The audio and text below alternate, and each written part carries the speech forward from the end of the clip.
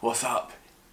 It's a Friday, it's coming up to about 3 o'clock in the afternoon.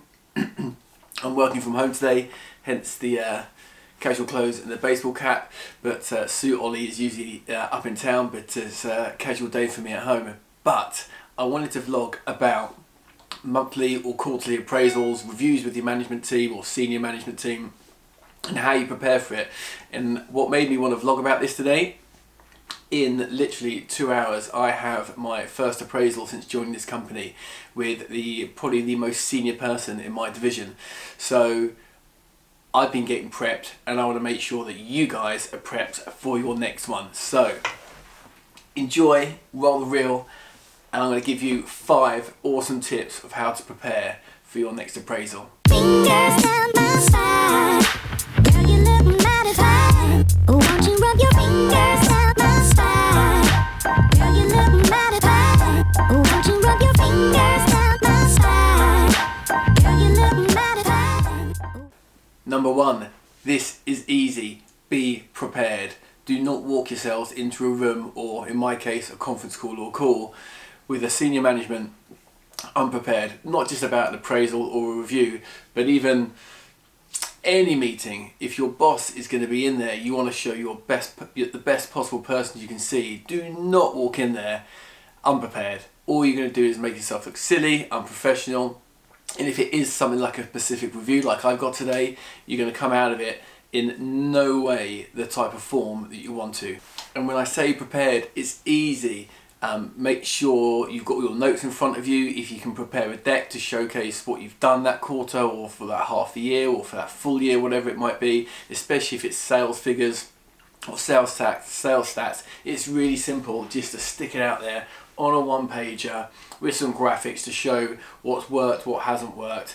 And if you're any good at sales, hopefully it's going to be a positive thing. But if it's been a bad quarter, you can't hide from it. So be honest, be clear, but show how you're going to then improve in the next quarter. So number 1, get prepared.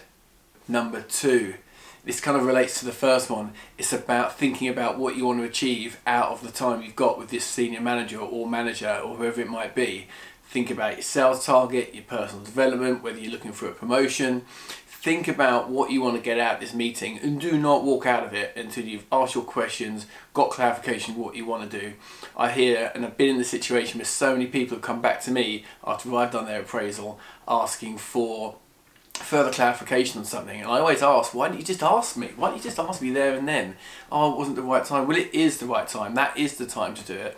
So if you have a list of questions that you want answers on, and there's clarification you want on those questions, and you want them in that meeting, do not walk out of that meeting until you've got them. Number 2, it's dead easy.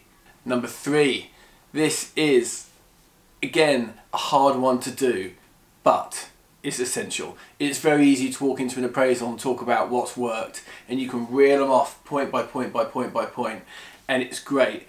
But your manager would have had feedback, or there will be things that they know about stuff that hasn't worked. And if you can sit there and be honest, and you can control that conversation, you can control that noise about the negativities and things that haven't gone so well, then by controlling it, you can then talk about how you're going to do better in the next quarter. You can talk about the actions and the solutions and everything you're going to do to make sure those points that maybe didn't go so well the previous quarter or year actually improve moving forward. So you control the noise, you control the flow of information. It will put you in a far better situation moving forward. So go prepared with the negativities, the things that hasn't worked, but you control it, you produce that information, and you produce the outcome.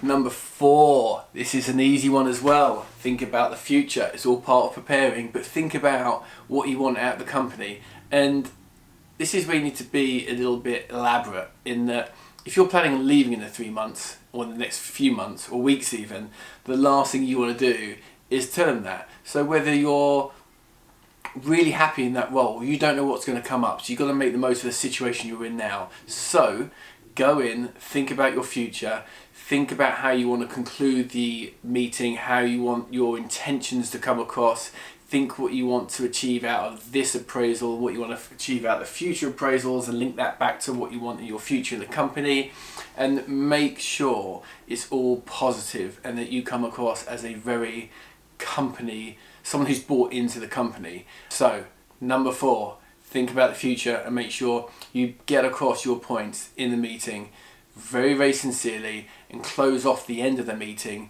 talking about the future and focusing on you in that company and where you want to be. Number 5, be enthusiastic, be happy, walk into that room like you are absolutely up for it.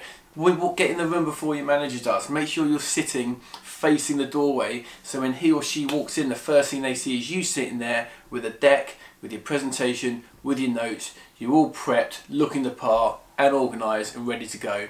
And make sure obviously you're on time, because walking into an appraisal late is a big no-no in my book.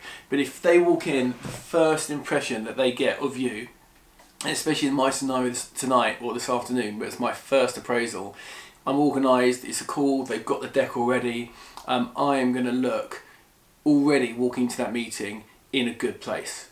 Okay, so make sure you're prepped, make sure you're feeling good. If you really want to go a step further, do what I did, go and have a PT session, do some exercise, go for a run, do something in the morning, so everything about the day when you're having your appraisal is good. You're energetic, you're feeling great, you're happy, you're smiling.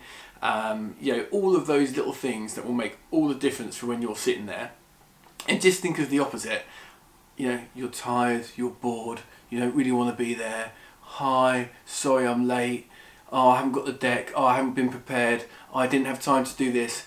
You see the difference? Who would you rather walk into an appraisal with? Former me, happy, energetic, up for it, or the slow, mundane, boring me? I know who I'd rather be appraising, and I certainly know how I'd want my manager to see me when I'm being appraised. So get yourself up for it, don't be scared, be prepared, and make the most of the appraisal. It's a positive thing, don't dread it, be up for it. Enjoy. Fingers down